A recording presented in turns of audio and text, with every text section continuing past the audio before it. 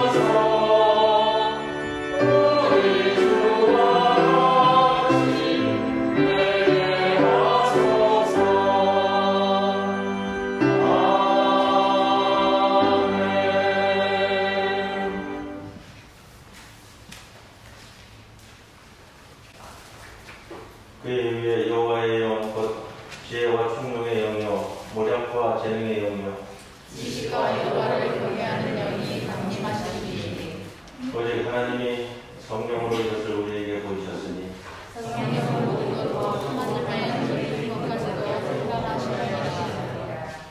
내가 아버지께 구하겠으니 그가 또 다른 보혜사를 너희에게 주사 영원토록 너희와 함께 있하여니 그는 진리이라.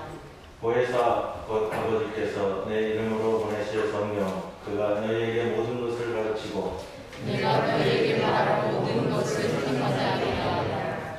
오직 성령이 너희에게 임하시면 너희가 권능을 받고 예루살렘과 유대와 사마리아와 땅 끝까지 이르러 내 증인이 되리라 하시니라. 아멘. 전능하사 천지를 만드신 하나님 아버지를 내가 믿사오니 그 외아들 우리 주 예수 그리스도를 믿사오니 이는 성령으로 잉태하사 동정녀 마리아에게 나시고 본디오 빌라도에게 영광을 받으사 십자가에 못 박혀 죽으시고 장사한 지 사흘 만에 죽은 자 가운데서 다시 살아나시며 하늘에 오르사 전능하신 하나님 우편에 앉아 계시다가 죄로서 산 자와 죽은 자를 심판하러 오시리라. 성령을 믿사오니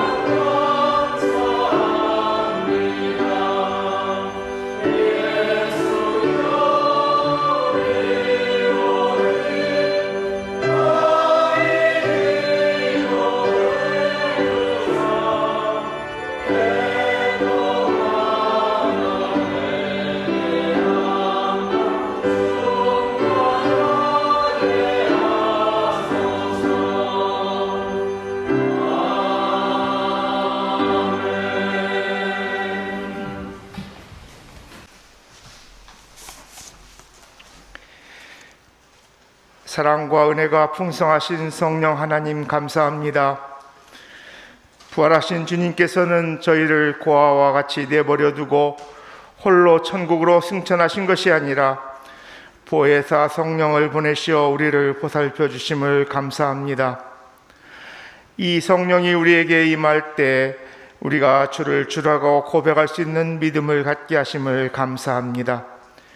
3년이나 주님을 따르던 제자들조차 주님을 십자가에 못 박은 무리들로부터 도피해서 다시금 갈릴리로 가서 생활인의 한 삶으로 살 수밖에 없었습니다.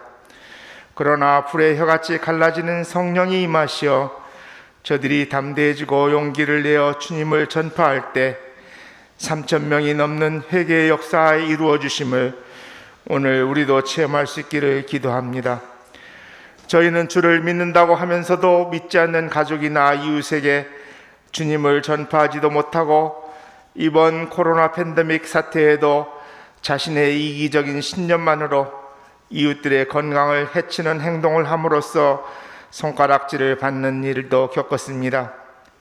우리를 보호하시는 성령 하나님, 우리가 앞으로 주님의 제자들과 같이 뜨거운 체험을 하지 못했지만 부드러운 주님의 성품을 본받아 저들에게 주님의 선한 영향력을 끼치는 성령의 열매인 사랑과 희락과 화평과 오래 참음과 자비와 양선과 충성과 온유와 절제의 열매가 우리에게 주렁주렁 열리는 이번 성령 강림절이 되기를 기도합니다. 이 나라를 굽어 살피시는 주님, 이 나라 이 백성이 주님의 사랑하시는 왕같은 제사장들과 거룩한 나라로 삼아주시기를 기도합니다. 주님께서 이스라엘에게 맡기고자 했던 일을 감당하는 그런 주님이 택하신 백성이요 아름다운 덕을 만천하에 선포하는 나라가 되기를 기도합니다. 이 나라가 이번 온 세상을 뒤흔든 병마의 사태 속에서 어떻게 대처하는지를 온 세계에 보여주었습니다. 또한 40여 년 전에 우리가 주님의 백성을 탄압하는 군부의 세력에 저항하며 민주주의를 지키려던 일이 이제 다른 나라가 우리의 그런 모습을 배우고 따라하고 있습니다. 우리 한 사람 한 사람이 성령의 역사 가운데 한 행동이 바로 주님을 사랑하는 일이요 주님이 지으신 한 사람의 이웃에게 물 한 그릇을 주는 일이 작은 촛불이었지만 이제 세계를 변화시키려는 들불처럼 퍼져나감을 감사드립니다. 내 문제가 당장 어렵고 우리의 가정사가 어려운 문제 앞에 눈앞을 보이지만 이제는 눈을 들어 이웃과 나라와 온 세계를 향하여 기도하는 제사장 나라의 국민이 되기를 기도합니다. 성령이 우리에게 임하면 온 유대와 사마리아와 땅끝까지 전하라 하신 주님의 지엄한 명령을 잘 수행할 수 있기를 기도합니다. 치유의 광선을 바라시는 주님, 주님께서 우리에게 깨어 기도하라고 크나큰 기도 제목을 주셨습니다. 주님이 귀하게 쓰시는 아들이오니 그의 건강이 회복되기를 기도합니다. 이런 일을 겪을 때마다 우리가 더욱더 힘을 모아서 기도하는 계기가 되기를 원합니다. 믿음의 기도는 역사하는 힘이 크다고 하셨으니 오직 주님께서 치유하여 주시기를 기도합니다.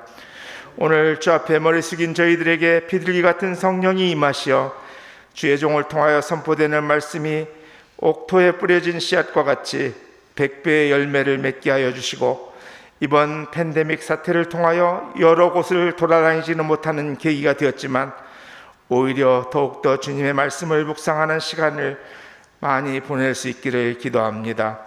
우리를 보호하시는 성령의 은혜에 감사드리며 예수님 이름으로 기도드렸습니다.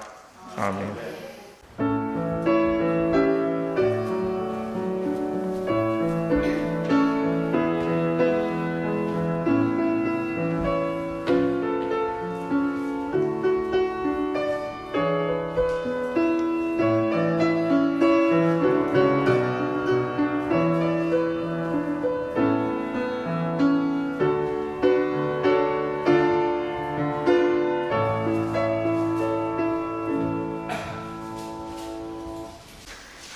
시편 104편 24절에서 30절까지의 말씀입니다. 여호와여, 주께서 하신 일이 어찌 그리 많은지요. 주께서 지혜로 그들을 다 지으셨으니 주께서 지으신 것들이 땅에 가득하니이다. 거기에는 크고 넓은 바다가 있고 그 속에는 생물 곧 크고 작은 동물들이 무수하니이다. 그곳에는 배들이 다니며 주께서 지으신 리와 야단이 그 속에서 노나이다. 이것들은 다 주께서 때를 따라 먹을 것을 주시기를 바라나이다.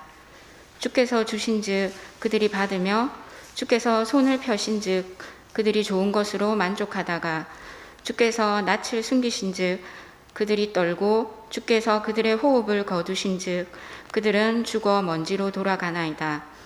주의 영을 보내어 그들을 창조하사 지면을 새롭게 하시니이다. 이는 하나님의 말씀입니다.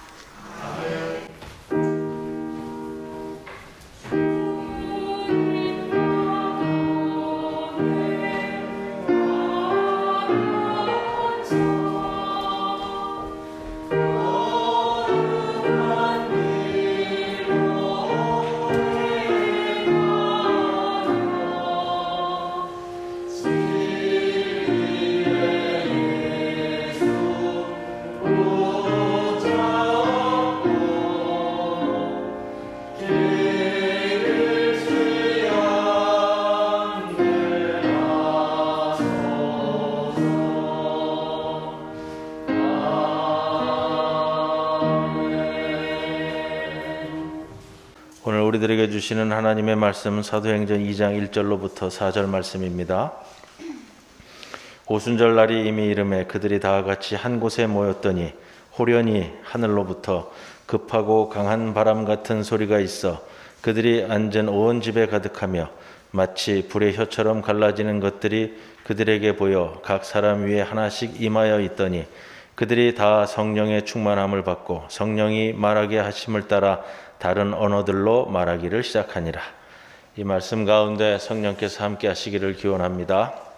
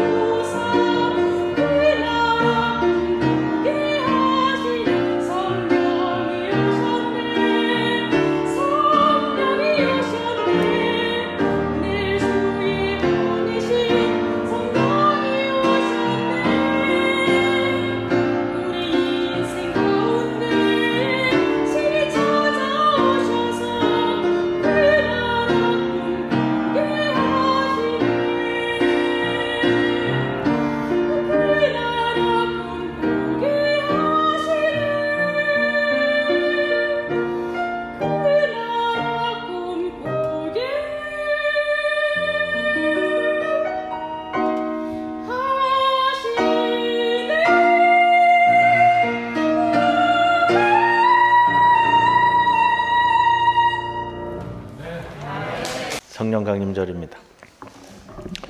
여러분, 감사하다의 반대말이 뭐죠? 감사 안 하다. 불평하다의?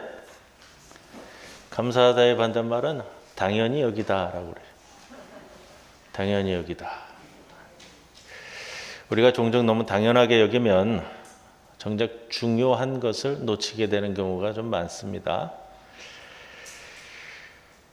어르신들하고 같이 살면서 어르신들에게 저지르는 가장 큰 죄가 뭐냐라는 이야기가 있어요.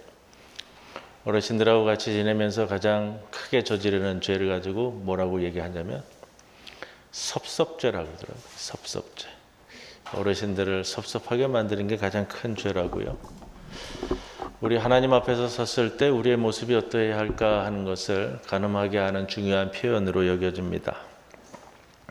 성령강림절 이 절기가 되면은 사도행전 1장, 2장 또는 요엘서에서 본문을 선택을 하게 됩니다. 사도행전 1장에 보면 주로 사도들이 마가의 다락방에 모여 있는 것이 나오죠. 모여 있는 것이 그러나 당연한 것이 아니었다.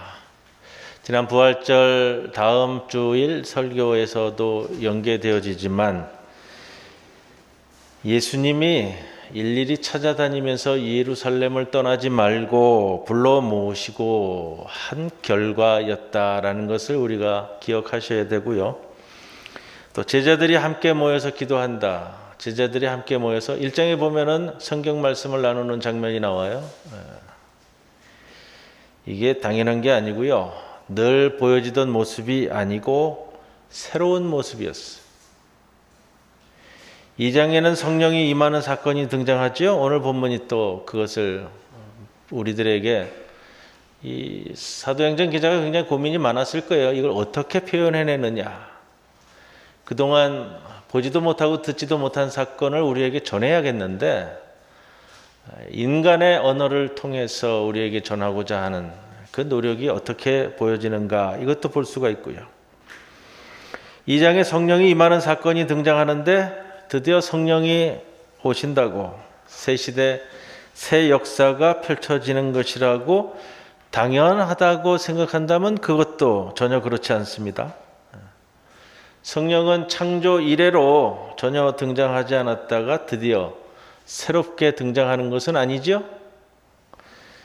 성령은 이미 창세기부터 기록되었습니다. 창세기 1장 2절 시작하면서 하나님의 영이, 사사기 6장 34절에도 보면 여호와의 영이, 에스겔서 3장 24절에 보면 주의 영이, 사도행전 16장 7절에는 예수의 영이라고 표현하는데 성경 허다한 곳에서 성령을 소개하고 있습니다. 성령이 사람에게 임하는 것도 사도행전이 처음은 아닙니다. 사사들에게도 성령이 임했고 사울 왕에게도 임했고 선지자나 예언자들에게도 여호와의 영이 임했습니다.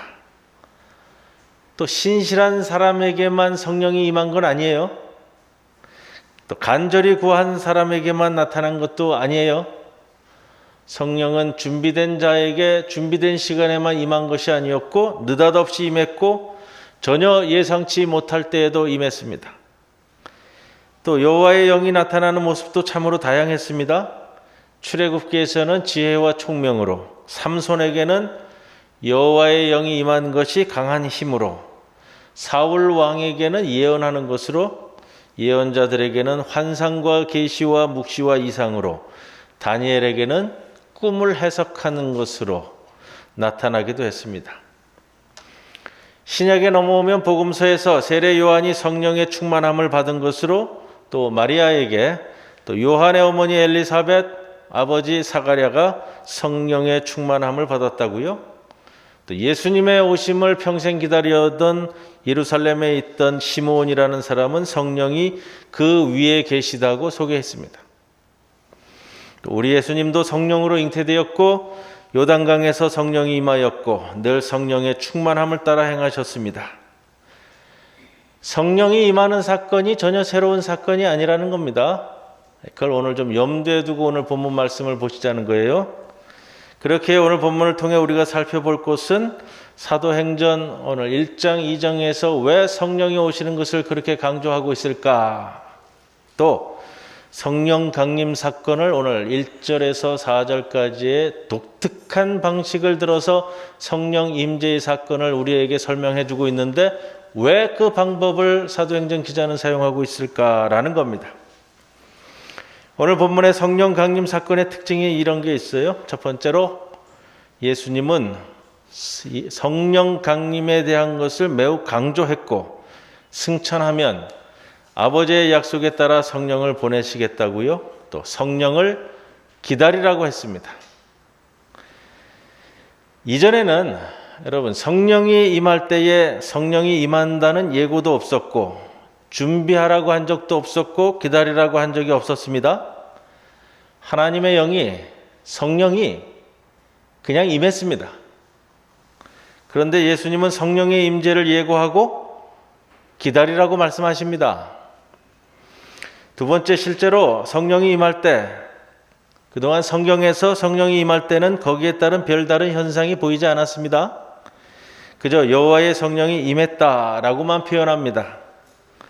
예수님의 경우 마태복음 3장 16절에 세례를 받으시고 곧 물에서 올라오실새 하늘이 열리고 하나님의 성령이 비둘기같이 내려 자기 위에 임하심을 보시더니 하늘로부터 소리가 있어 말씀하시되 이는 내 사랑하는 아들이요 내 기뻐하는 자라 하시니라. 좀 독특하긴 해도 오늘 본문과는 비교가 안 될 정도입니다. 오늘 본문은 매우 독특하죠. 2절 이하에 호련히 하늘로부터 급하고 강한 바람 같은 소리가 있어 그들이 앉은 온 집에 가득하며 마치 불의 혀처럼 갈라지는 것들이 그들에게 보여 각 사람 위에 하나씩 임하여 있더니 그들이 다 성령의 충만함을 받고 성령이 말하게 하심을 따라 다른 언어들로 말하기 시작했다.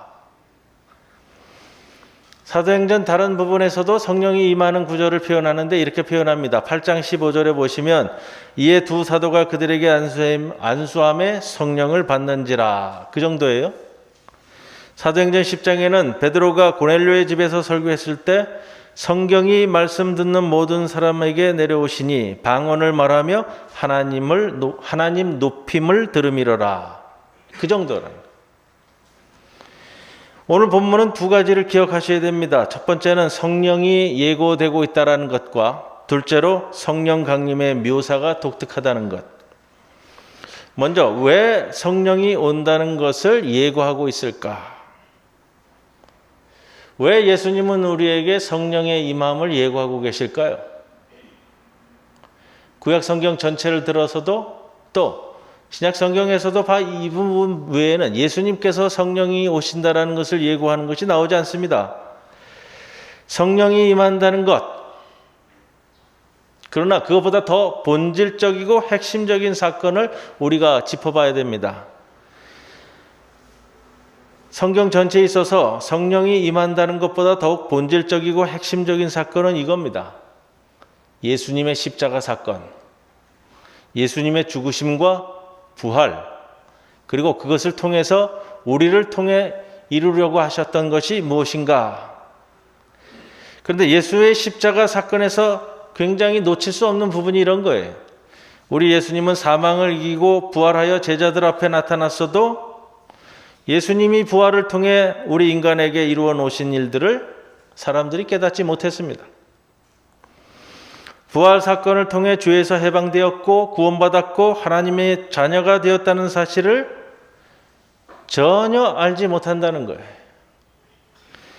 예수님께서 행하신 사역의 결과가 그냥 인간에게 임하신 것이요, 되어진 것이요, 이루어진 것이요, 성취된 겁니다. 결과가 노력 없이 그냥 와버렸어요. 구원은 인간의 수고로 되어진 것이 아니기에 인간은 자신이 구원받았다는 것을 깨닫지 못하는 거예요. 예수가 십자가를 질 때 예수가 십자가를 지니 내가 곧 구원받겠구나. 이렇게 진행되어지는 것은 감히 생각조차 못하는 것이죠. 그러한 기대는커녕 모두 도망가기에 바쁜 것이 현실이었습니다. 부활한 예수와 함께 지낸 40일 동안도 말씀을 가르치시고 부활을 가르치셨지만 그것이 구원이라는 것을 깨닫지 못했습니다. 예수님이 부활하신 후 40일간 제자들과 함께 계실 때에 얼마나 속이 터졌을까? 예수님이 십자가를 지고 부활하면서 이루어 놓은 일을 제자들이 전혀 알지 못하고, 알지 못하면 생기는 문제는 이런 거예요. 그 일을 통해서 우리가 누려야 할 것들을 누리지 못하고 사는 삶이 되어버린다라는 문제가 생기죠. 하지만 예수님은 전혀 속타지 않았습니다. 이미 십자가 사건이 있기 전부터 장차 이 제자들이 어떤 모습을 보일지를 이미 다 알았다는 것이죠. 우리는 복음서와 사도행전을 이미 다 알고 있기 때문에 그 이후의 사건 전개를 다 알고 있습니다. 그래서 우리가 사도행전을 읽을 때 어떤 일이 일어날지 충분히 예상합니다. 왜 예수님이 제자들에게 성령을 보내주신다고 하고 성령을 기다리라고 하셨는지, 그리고 성령이 오시면 무엇을 하실지, 그리고 성령을 받은 제자들이 어떤 모습으로 변화될지도 우리는 이미 다 읽어서 압니다. 당연히 예수님은 모여있는 제자들, 십자가 사건을 보고도 자신들이 구원받았음을 전혀 모르고 있는 제자들에게 먼저 성령을 말씀하셨습니다. 또 당연히 성령이 오셔서 무엇을 하실지도 자연스럽게 연결됩니다. 그것은 요한복음 14장 26절에 나오는데, 보혜사 곧 아버지께서 내 이름으로 보내실 성령, 그가 너희에게 모든 것을 가르치고 내가 너희에게 말한 모든 것을 생각나게 하리라. 우리가 복음서를 통해서 기억하잖아요. 예수님이 3년 동안 공생의 기간 동안 제자들을 다 데리고 다녔어도 예수님이 십자가 지실 때까지 예수님의 사역의 진리의 내용을 알고 있는 제자가 하나도 없었습니다. 부활하셔서 승천하실 때까지 40일간 가르치셨음에도 불구하고 몰랐습니다. 그냥 모르는 거예요. 16장 21절에 진리의 성령이 오시면 그가 너희를 모든 진리 가운데로 인도하시리니. 제자들이 몰랐어요.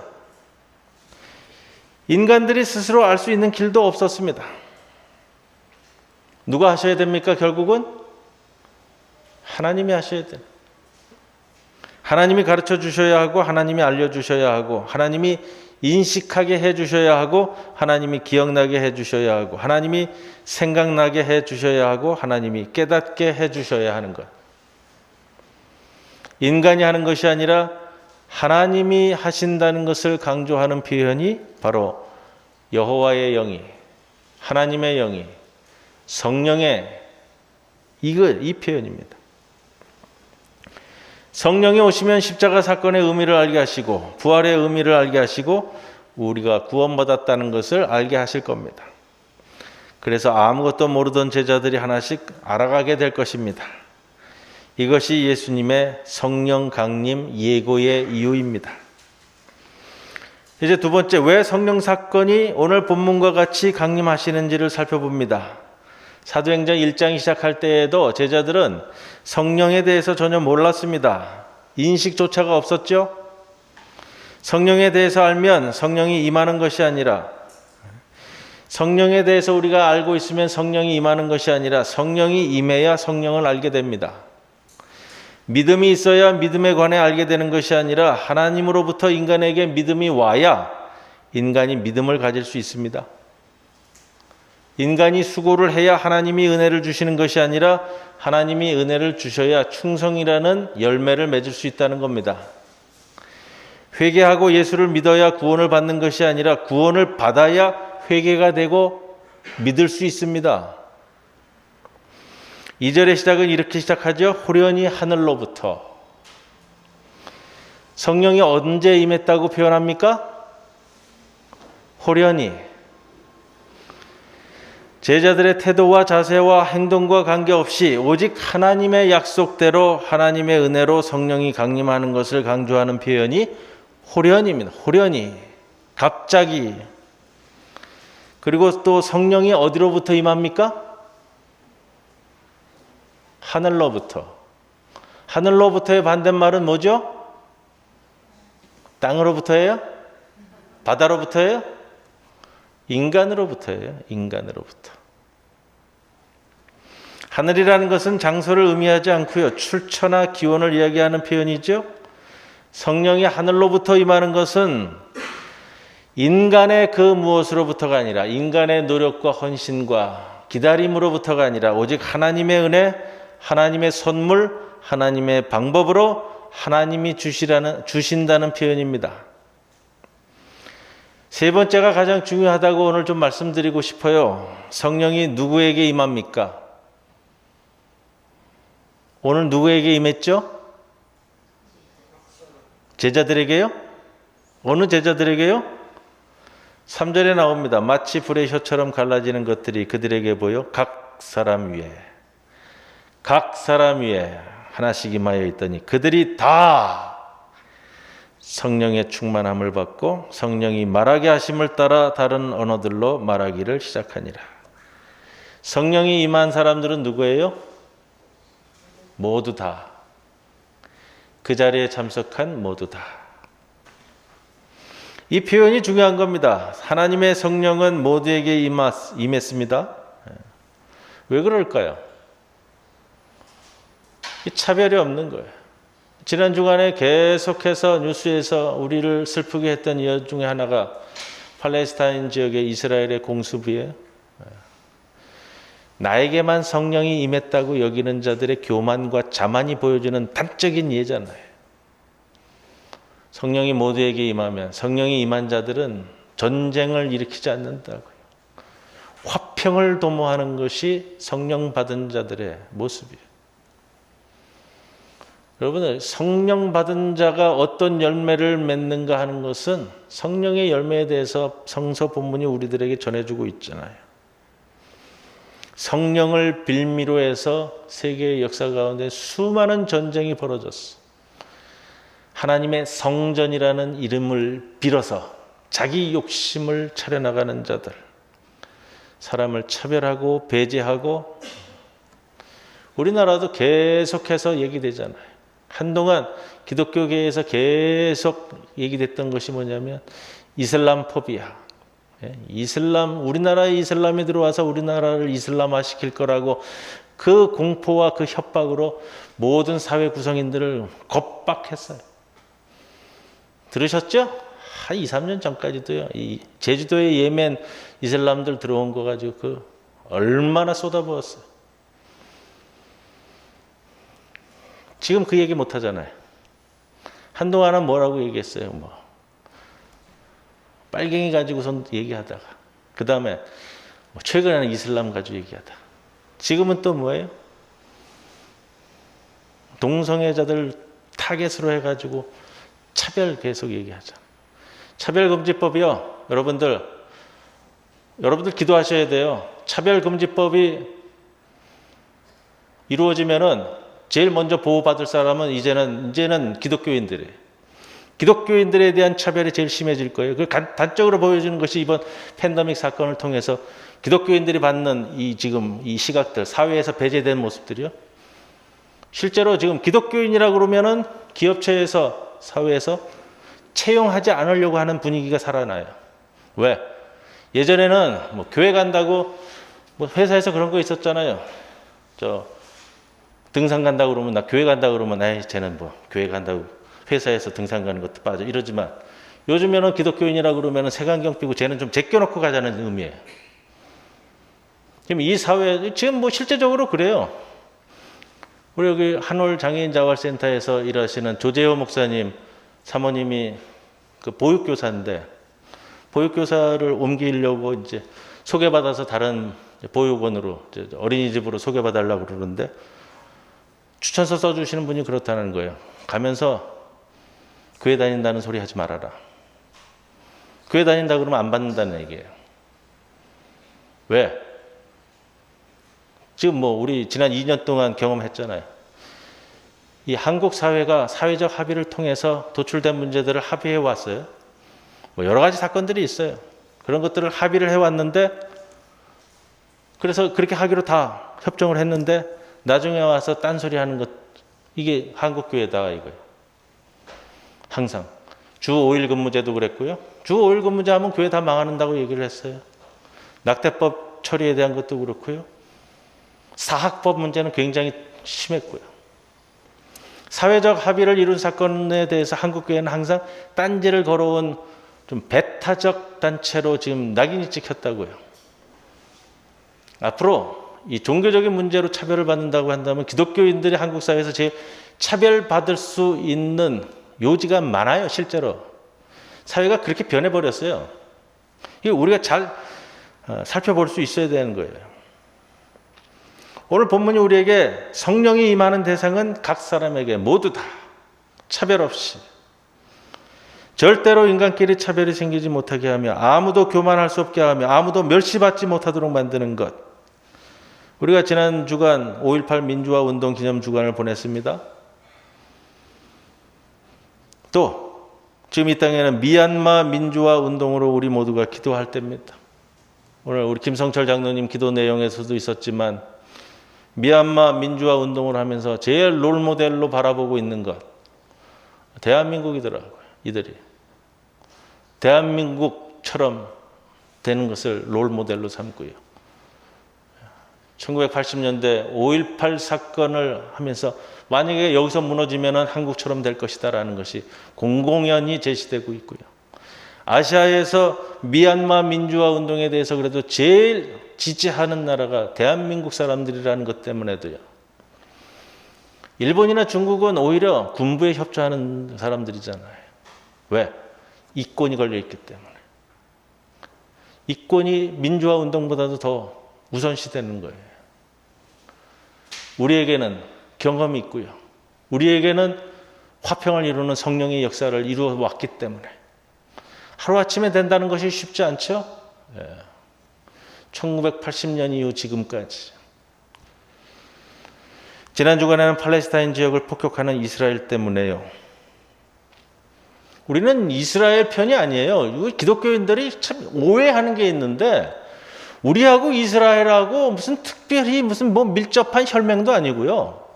때에 따라서 협력도 했고 때에 따라서 좋게 맺어진 적도 있어요. 그러나 이 평화 문제에 있어서는요. 팔레스타인 평화 문제에 있어서는 우리가 굉장히 심도 깊게 살펴보고 있는 부분이에요. 한반도 땅의 남북 문제 평화에 대해서 이야기를 하면서 세계에서 같이 연구되는 부분이 이 팔레스타인 지역 평화 문제고요. 그다음에 아일랜드 지역 평화 문제예요. 평화 이야기를 할 경우에 항상 그렇게 같이 다루면서 이야기를 하는 거예요. 우리가 함께 기도할 제목들이 그러한 것들이에요. 왜? 하나님의 말씀은 늘 선포되어졌고 2000년이 넘게 기독교를 이야기하는데도 불구하고 이 땅에는 전쟁이 멈추는 게 아니라 더 심화되느냐 이거예요. 성령은 모두에게 다 똑같이 임했는데 화평을 위해서 그렇게 하나님의 은혜는 성령의 임함은 우리에게 화평과 평화를 이룰 것을 강조하는데 그런 표현이 있어요. 죄인은 교만이 없으면 살맛이 안 나고 성도는 교만이 있으면 살맛이 안 납니다. 이렇게 돼야 되는 거예요. 다시 한번 말씀드릴게요. 죄인은 교만이 없으면 살맛이 안 나고 성도는 교만이 있으면 살맛이 안 납니다. 여러분들 어디에 속해요? 우리는 어디에 속해야 돼요? 이것이 우리 모두에게 성령이 임한 목적입니다. 오늘 김재량 선생님 특송 가서에도 그렇잖아요. 성경을 조금씩 개사해가지고 이제 편집된 건데 오늘 이번 특송의 가사들은 제가 설교 준비보다 먼저 도착을 해서요. 허무한 시절 지날 때 깊은 한숨 내쉴 때 그런 풍경 보시며 탄식하는 분이 있네. 하나님이 우리를 보시면서 즐거워하고 기뻐하실까요? 탄식하실까요? 그와 같이 너희를 내버려 두지 않으리 내가 너희와 영원히 함께하리라. 성령이 오셨네. 그럼에도 불구하고 우리와 함께하기 위해서 우리 인생 가운데 친히 찾아오셔서 그 나라 꿈꾸게 하시네. 그 나라가 무슨 나라냐? 예수님께서 공생의 기간 동안 우리에게 선포되어졌던 그 하나님 나라. 억눌린 자, 갇힌 자, 자유함이 없는 자, 피난처 되시는 성령님. 이걸 그냥 뭐 피상적으로 뭐 시적 억구로 그냥 생각하고 넘어가면은 아무 의미 없는 식구예요. 예수님의 말씀이란 말이에요. 억눌린 자, 갇힌 자, 죽어가는 자, 자유함이 없는 자. 성령님이 계시네. 주의 영이 계신 곳에 참 자유가 있다네. 평택항에서 300kg 쇳덩이에 깔려서 죽은 우리 젊은 청년. 내 아들이라고요, 내 아들.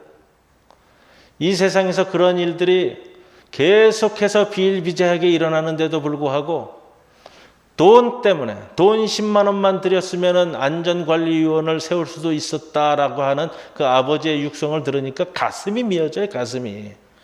돈 10만 원 아끼려다 실제적으로 그런 거 있어요. 돈 10만 원 아끼려다가 젊은 사람 하나 세상을 떠난 거예요. 노동법에 대한 거 계속해서 주장하고 이야기하는데도 불구하고요. 국회에도 로비 들어오면 다 깎여가지고 너덜너덜해진 법안만 통과되는 거예요. 나중에 보면 아무 실효성 없는. 그러고 나면 또 내 자식이 죽어가고 내 딸이 죽어가고 그러면 발버둥 치고 한 번 또 생각하다 보면 그냥 끝이고. 이게 그리스도인들이 30%라는 이 나라에서 벌어지는 일이냔 말이에요. 그럼에도 불구하고 주의 영에 계신 곳에 참 자유가 있다네라고 노래 부를 수 있는 그 은총, 우리가 그 나라 꿈꾸게 하시네. 그 나라 꿈꾸게 하시네. 꿈으로만 가면 아무 의미 없고요. 성령이 임하는 것을 소개하는 표현이 있죠. 오늘 급하고 강한 바람 같은 소리, 청각적인 요소고요. 마치 불의 혀처럼 갈라지는 것들이 시각적인 요소고요. 다른 언어들로 말하기를 시작하니라. 오늘 주보 펴지 보세요.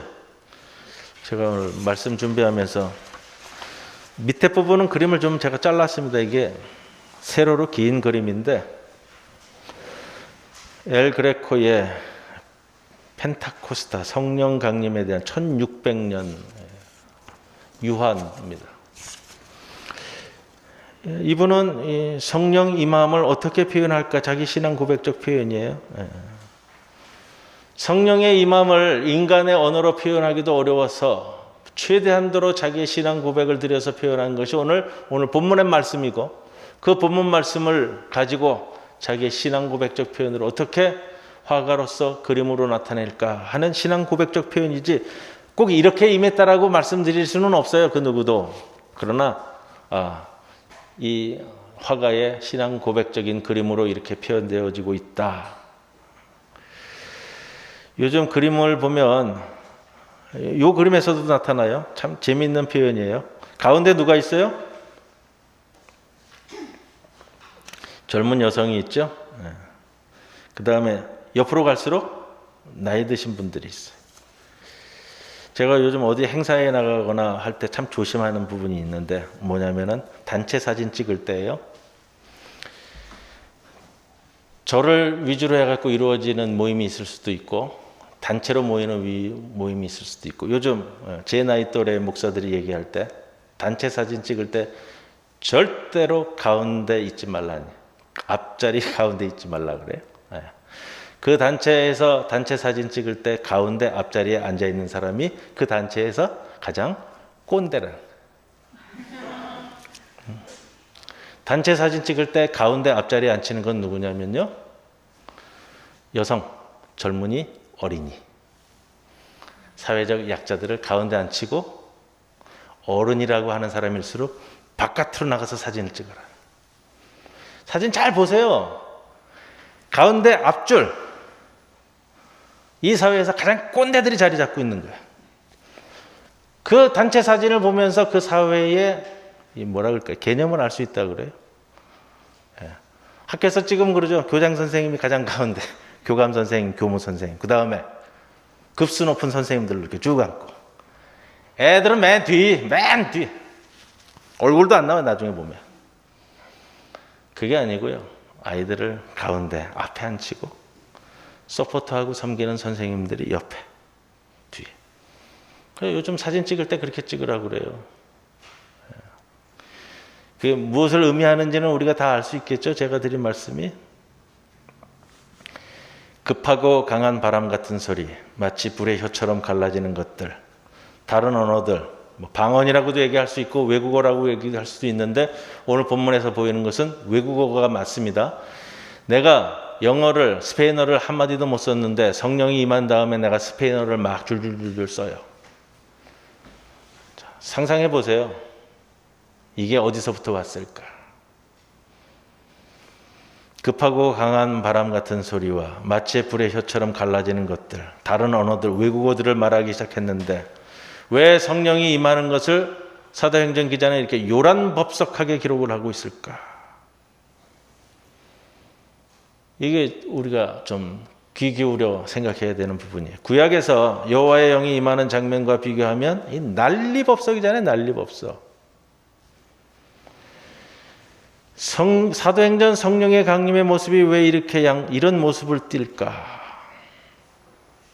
왜 그럴까요? 이렇게라도 하지 않으면 사람들이 몰랐기 때문에 그래요. 너희들이 모른다라는 거예요. 복음서에서 예수님이 육신을 입고 오셔서 3년 동안 같이 생활했는데도 몰라요. 3년 동안 같이 먹고 자고 지냈는데도 몰라봤어. 이제는 알지도 못하고 들어보지도 못하는 성령이 임하는 것을 제자들이 어떻게 알아차릴 수 있겠느냐라는 거예요. 성령이 왔는데 성령 받은 자가 무엇이 왔는지도 모르니까 알게 하기 위해서 소위 말하는 시청각 현상까지도, 또 성령 받은 당사자의 입에서 다른 언어가 터져나오게 되면, 가장 쉬운 건 그러죠. 내가 스페인어를 한마디도 못했는데 막 스페인어가 막 줄줄줄줄 나와요. 그러면 나도 놀라고 나도 당황스럽고 이거 어디서 어떻게 된 거지? 그 이유를 찾게 되면 알게 되는 거죠. 왜?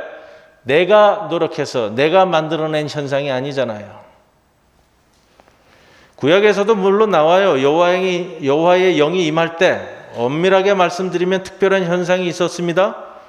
여호와의 영이 임했을 때 이런 현상들이에요. 사사 온니엘이 메소포타미아의 왕을 이기고, 기드온이 전쟁에 나가서 300명의 군사로 대군을 이겼고, 삼손이 나귀 특별로 1000명을 쳐부쉈고, 그 현상을 보고 사람들은 다 얘기하죠. 이것은 사람이 행한 것이 아니라 하나님이 행한 것이다. 성령이 오셨습니다. 내 입에서 스페인어가 막 튀어나와요. 이거는 내가 한 것이 아니라 하나님께서 한 것이다. 왜 그래? 성령이 오심으로써 예수님이 십자가 부활하시고 승천한 모든 것에 대해서 깨닫게 하고 알게 하시고, 이제 그 구원받은 삶을 누리며 살게 하기 위해서 이 땅에서 구원의 은총, 화평과 단어 온유와 양선과 성령의 열매들이 나오잖아요. 그런 것들을 맺어가는 삶을 살면서 이 땅에 하나님의 의리는 누리는 생활을 가져가라고요. 우리에게 기도의 큰 제목이 있습니다. 미얀마의 민주화 운동을 위해서, 팔레스타인 지역의 평화를 위해서 하나님께서는 화평을 만들어가기 위해 이 땅에 오셨음을, 우리에게 성령을 보내주셨음을 잊지 마시고, 성령이 특별한 사람에게만 임한다고 하지 않았습니다. 성령을 받으면 꼭 이제 오해하시는 것이 있어요. 우리 수요 예배 때는 그런 말씀을 제가 자주 드렸는데, 방언을 터지고 예언을 하고 판타지를 보고 안 듣는 걸 듣고 잠결에 남들은 못 보는 걸 보고, 그런 사람들은 뭐라고 그랬어요? 제가 그게 필요하니까 그 사람에게 준 거예요. 하나님께서. 그러지 않고는 믿지 못하니까 그걸 준 거예요. 그렇게 해서라도 너는 믿어라라고. 나에게 안 주시는 거는 나는 그것까지 필요하지 않다고 하나님께서 여기고, 말씀만으로도 믿고 살아갈 수 있다고 주님께서 생각하시는 거예요. 여러분들은 내가 그걸 꼭 그걸 너무 사모하지 마세요. 주시면 좋고 안 주셔도 개의치 마시고, 성령은 우리와 어제도 오늘도 내일도 함께 하심을 믿고, 그렇게 주님 우리에게 베풀어 주시는 은총을 누리며 사는 우리 성도 여러분들 모두가 되시기를 주님의 이름으로 간절히 축원을 드립니다. 고마우신 아버지 하나님 감사합니다. 오늘도 저희들을 세우셔서 성령의 은총을 허락하셨습니다. 성령이 추구하자는 바를 우리 마음이 열린 마음으로 받아서 주님의 뜻을 만들어가는 주의 귀한 백성들 되게 하옵소서. 성령 주심을, 임재하심을, 우리와 동행하심을 감사드리오며 예수님의 이름으로 기도드리옵나이다. 아멘.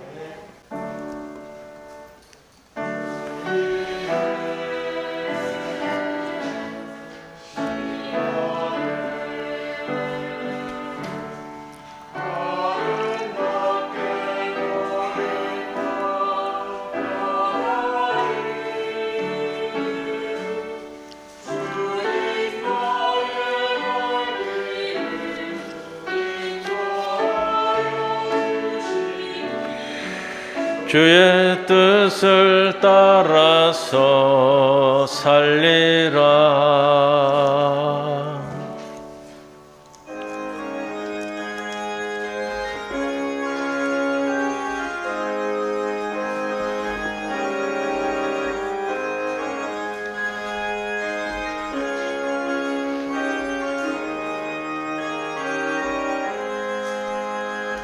강물과 같이 흐르는 기쁨 성령 강림함이라. 정결한 마음 영원하도록 주의 거처 되겠네. 주님 주시는 참된 평화가 내 맘속에 넘치네. 주의 말씀에 거센 풍랑도 잠잠하게 되도다. 나의 생명 소생케 됨은 성령이 마심이라. 모든 의심 슬픔 사라져 주의 평강 넘치네. 주님 주시는 참된 평화가 내 맘속에 넘치네. 주의 말씀에 거센 풍랑도 잠잠하게 되도다. 하늘에서 담비 내리고 햇빛 찬란함같이 우리 마음에 성령님만이 주님 보내심이라. 주님 주시는 참된 평화가 내 맘속에 넘치네. 주의 말씀에 거센 풍랑도 잠잠하게 되도다. 명실신에 넘쳐 흘러서 마른 광야 족신이 의의 열매 무르익어서 추수를 기다리네. 주님 주시는 참된 평화가 내 맘속에 넘치네. 주의 말씀에 거센 풍랑도 잠잠하게 되도다.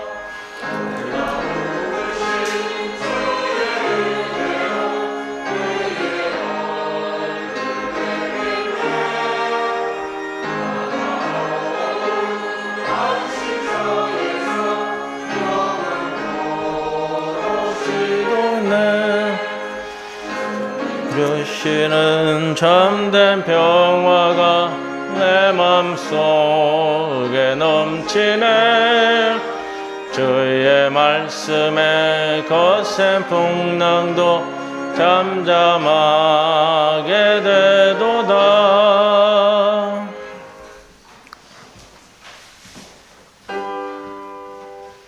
모든 것이 주께로부터